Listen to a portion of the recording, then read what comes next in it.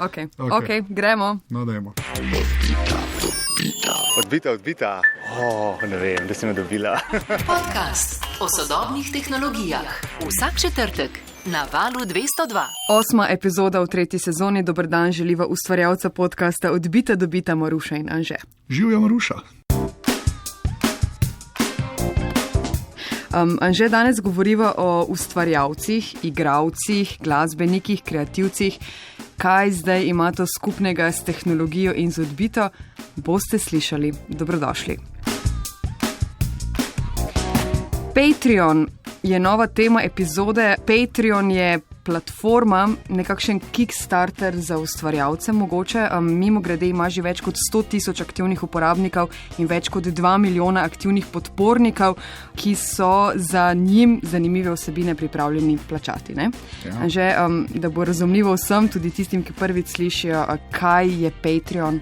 Nekako tista platforma, ki je dejansko postala de facto standard za podporo ustvarjalcem. Pač to je tista tržnica, kjer dejansko vsi ustvarjalci, ki hočejo dobiti neposredno podporo, na to tržnico grejo in potem jih pač podporniki tam podprejo. Predvsem pa to, kar je pomembno, to se sliši nič posebnega, se bi lahko vsak samo TRR objavil in bi se stvari zgodile. Je pa pri Patreonu super to, ker je res cela ta infrastruktura, kako ta denar se pretaka od podpornika do ustvarjalca in pa ustvarjalec, kar je pa ključno, se mi zdi lahko nekatere reči, ki jih ustvarja, preko Patreona ponudi samo podpornikom. Platforma za ustvarjalce, za video ustvarjalce, za podcasterje, glasbenike, pisatelje, karkoli počnete. Vaši sledilci, fani, oboževalci, podporniki, skratka ljudje, ki radi spremljajo vašo vsebino, vam plačujejo naročnino v poljubnem znesku in tako podpirajo to, kar delate in, kot praviš, že dobite potem ekskluziven vpogled v to vsebino. Povprečno uporabniki za vsebine, ki so zanimive, plačujejo že $12 na mesec. Platforma je privlačna tudi za slovenske ustvarjalce, zato sva povabila v studio Luko Marčetiča. Živjo, Luka. Luka Marčetič je vlogal že preden je bilo vloganje in. Luka Marčetič snema serije. Luka Marčetič je z največjimi črkami in največkrat podpisan pod najbolj gledan slovenski film. Skratka, Luka, si definicija ustvarjalca. Počneš ogromno stvari, ampak kaj pa počneš na Patreonu? Kaj sem počel na Patreonu? To je super odgovor. Probal sem tako kot rad sprobamo vsako novo stvar, ki pride ven, vsako novo platformo, app, karkoli pride ven. Jaz sem prvi v vrsti, early adopter se tem reče. In tako je bilo tudi pri Patreonu, čeprav ga še danes neki ne poznajo, najbolj v Sloveniji, če se ne motim, ne vem, nimam podatkov, ampak ja, ni tako kot Kickstarter, za katerega smo že vsi slišali, Patreon, bolj ne.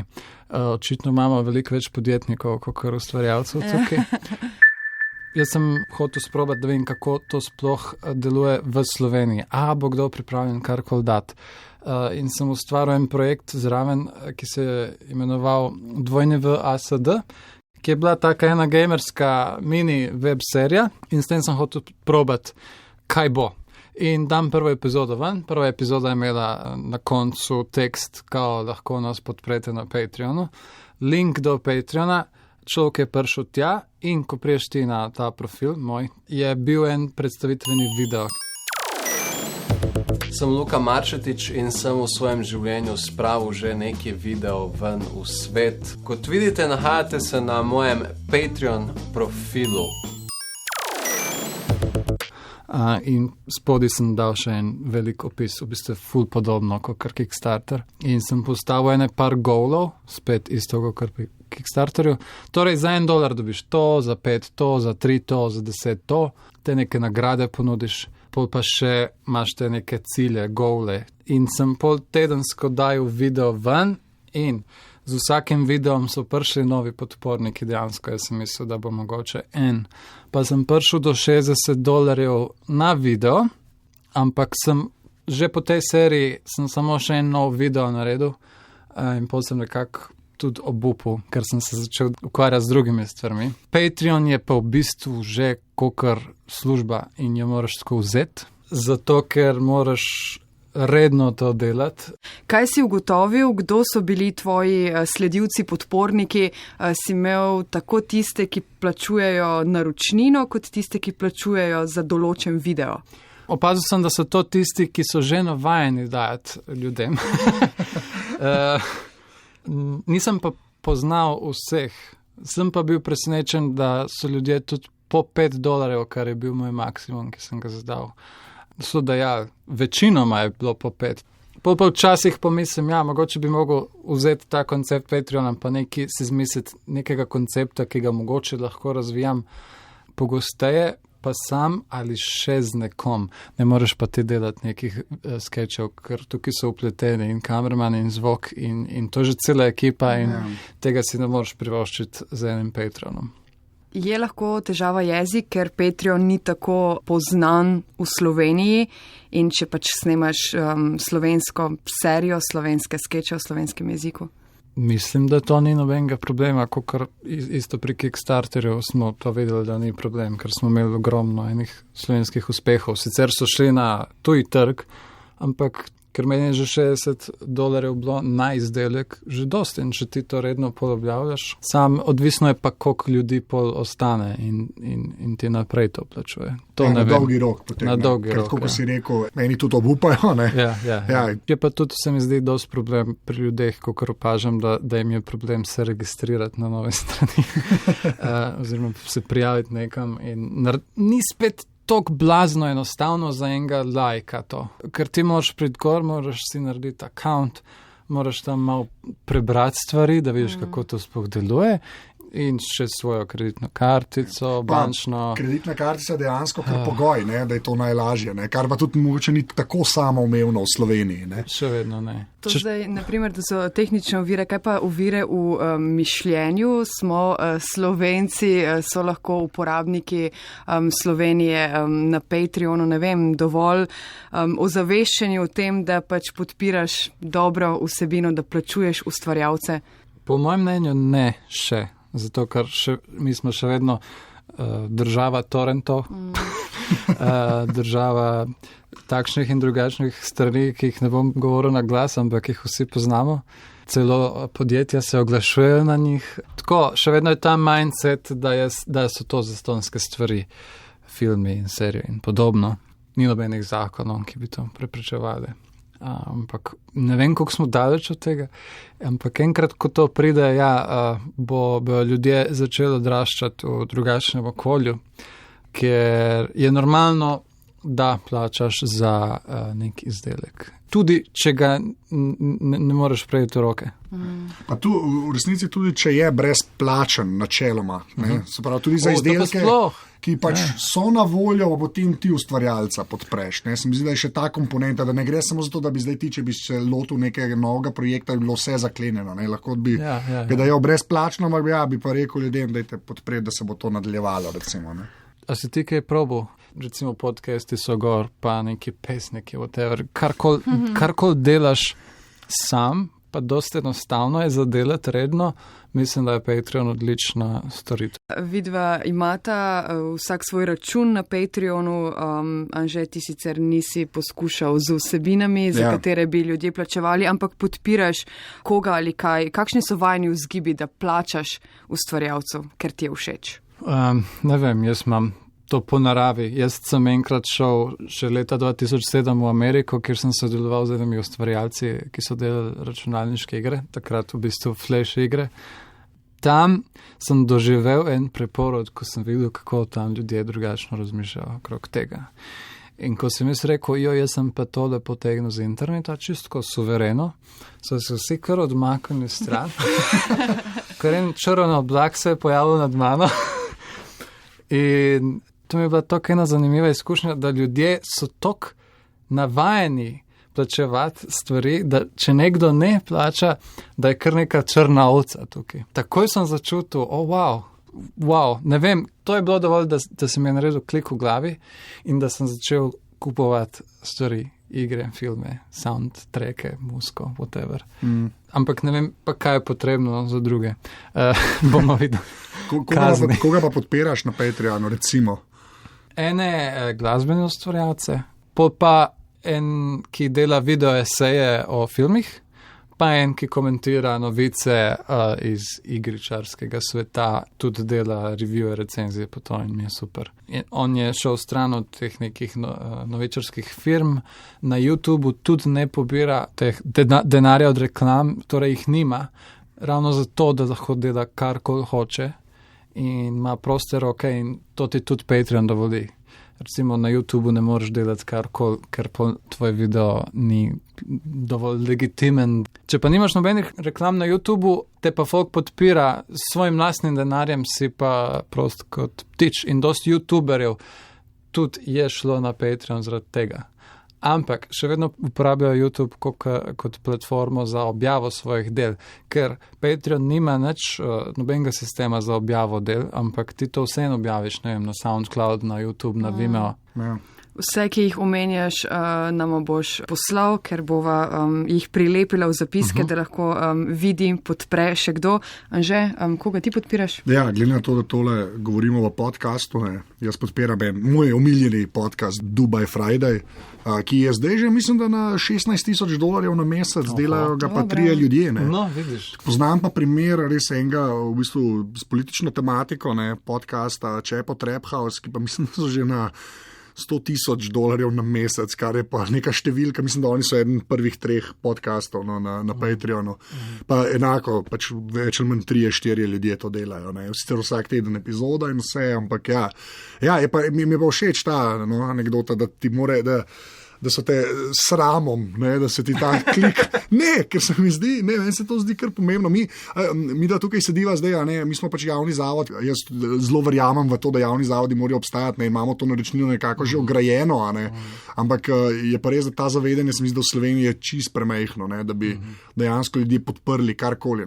Zato recimo vi, ki ste posneli potem film Prehostar, ko je šel v kino, kino je bil v bistvu vaš Patreon za tisti film, ker je bil nek mehanizem, kjer ste lahko od ljudi, ki bi vas podprli, dobili denar, ker se je bilo pač samoumevno, da v kinu se ga pa da, dokler bi bilo to samo na YouTube, pa se je brezplačno.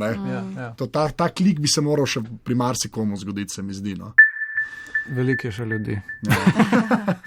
Mišljenje torej v Združenih državah gotovo drugačno. To podpirajo tudi številke. Ustvarjalci platforme se na primer hvalijo s podatkom, da so podporniki ustvarjalcem skupno plačali že več kot $350 milijonov in da povprečni uporabnik plača mesečno celo več kot na primer za Netflix, Spotify in ostale, rečemo, uveljavljene svetovno znane platforme. Zdaj, Luka, kakšen je postopek, kako ta denar lahko pride potem na tvoj račun? Zdaj ne vem, a je več načinov, ampak mislim, da je PayPal ta glaven. Možno, da tudi edini. Torej moraš imeti PayPal račun, oni ti nakažejo denar in ti dobiš, ne vem, koliko si oni vzamejo, nek mehen odstotek, ki si Patreon vzame, ti dobiš preostanek na PayPal, na to iz PayPala to ali imaš gor, ali si pa nakažeš na banko. Tako, je zelo enostavno. Tvojih $60 še čaka. Ni več. Jaz sem pač to nabral recimo se skupaj 300 v tej moji kratki enomesečni Patreon karieri. In to je bilo to. Vsej, razmišljam tako dejansko, če bi kako to mogoče spet vzbuditi nazaj in kako to uporabljati, ker ti lahko dobesedno karkoli delaš. Jaz sem se recimo te dni spomnil na to, da bi jaz lahko delal Instagram storije, redne, ki imajo neko vsebino v sebi in že to je nekaj, za kar bi mogoče bil kdo pripravljen. Sem zato, ker je zanimivo in ker hoče še. Sem to je. Ampak, lahko greš še dlje. Če dajaš $5 na mesec, namesto 3, lahko ti dam link do arhiva vseh mojih storijev. Recimo. Kot bombonček, nagrada za podpornike. Recimo, zdaj sem izdal. Zdaj poskusila, jaz bi si dala $3 ali 5. 3, ok. 3 ali 5, odvisno od nagrade. Hecam se. Sej. Mislim, to fajn je biti malo kreativen, veš, lahko se karkoli spomniš, pa če je dovolj zanimivo, če je dovolj dobro, so ljudje pripravljeni. Ne vem, do kere meje, ker nisem jo probal niti dosežiti, ampak Zdaj me je ta oddaja v bistvu inspirirala, da bi lahko kaj probal. Super. Sporoči nam, no? Okay. Bova z veseljem sporočila naprej poslušalcem. Še to me bega Slovenija, ne? YouTube se zdi nepremagljiv. Na YouTubeu danes ustvarja ogromno Slovencev. Lani, ko sva v odbiti govorila o vlogerjih, sva rekla, da je vloger lahko vsak, ampak sreči ni vsak. Tisoči ogledov, nekateri ustvarjalci so res, res dobri. Zakaj jih potem ni več, na primer, na Patreonu, kjer bi lahko služili? Patreon je torej še vedno premejhan in sploh ga ljudje ne poznajo. To je prva stvar. YouTube, to je itak nekako YouTube je že skoraj beseda za video postala. Ja, res je. Ja. Res je. Kakor jaz vem, tudi naši največji YouTuberi, ajde rečemo primer Komotar, oni ne služijo z oglasi na YouTubu, ampak recimo sponzorji in mogoče dodatnimi videi za mogoče neke marketinške agencije ali karkoli, ker v resnici ne vem, koliko lahko služiš pri nas z YouTubom, ker moraš služiti kar dost, da ti je to lahko neko redno plačilo. Lahko bi pa Komentar recimo šel na Patreon, pa bi dajo nagrade ljudem dodatne. Poleg videov, videe imate zastonj tukaj vsi, če pa hoče kdo kaj več, mogoče kak behind the scenes, mogoče kakšen pogovor s Feni, tukaj lahko pomaga Patreon. Tistim, ki ni dovolj samo, da pogledajo, ampak hočejo še. Ali pa tistim, ki enostavno hočejo, da ti ustvarjaš še naprej. Ja. Kar je pa, mislim, da najbolj čisto zgib. Ja, pa, to je pa sploh, ja. Tako da to lahko že z $1 recimo daš, $1 na mesec.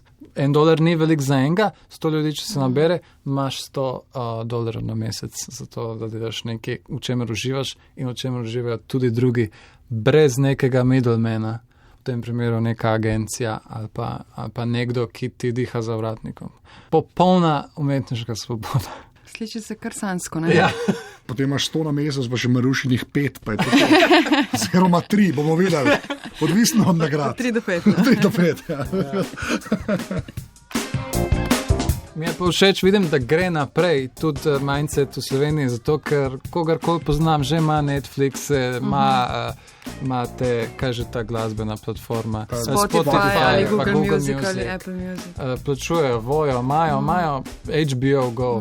Ja, se je začelo, ne? Se je začelo. Ja, jaz tudi to dejansko opažam, da vedno več ljudi, včasih je bilo, je na Netflixu, jaz tega nimam, ne? Zdaj pa tako, bomo pogledali, ne? Se vidiš, da dejansko ljudje te reči imajo, ne? Gabe Newell, človek, ki je ustvaril Steam, to je platforma za trgovina, za igre, je on rekel že takrat, moraš imeti platformo, do kere je lažje dostopati, kakor zadevo spiratizirati. In je, težje je spiratizirati, ker ti potegneš nek file, moraš najti podnapise, pa file ni v redu, pa kvaliteta gor dol. Če pa ti imaš neko naročnino redno, en klik je dovolj, da se ti začne predvajati video. In zato je tudi Netflix zmagal, zato je Steam zmagal. Ja. Bomo pa videli, kako bo naprej. To je vseeno optimističen zaključek za ustvarjalno svobodo v prihodnosti. Ne? Lahko se čez par let srečamo, pa vidimo, kaj se je zgodilo. Luka Marčetič, hvala, da si se oglasil. Anže, še obvezne stvari? Seveda vse epizode tega podcasta najdete na val202.si poševnica odbita. Hvala vsem tudi za ocene v Apple Podcasts. Sicer se pa lahko naročite, kako se to naredi, pa vidite na videu, ki so ga midva naredila s pomočjo najnega kolega Gašparja. In je dejansko pokazano, kje na telefonu kam pritisneš, da se naročiš na podcast. Luka, kje lahko ljudje sledijo tebi? Twitter, Instagram, Facebook, Luka Marcetic. Dobro. Pa Patreon, ne vem na pamet. Mislim, da je Luka Marcetic. Mislim, da je Luka Marcetic. Tako da lahko kar profil je še vedno aktiven, lahko pogledate tam gor, kako to sploh zgleda. Mi se slišimo prihodnji četrtek. To je res. Adijo, hvala za pozornost. Čau.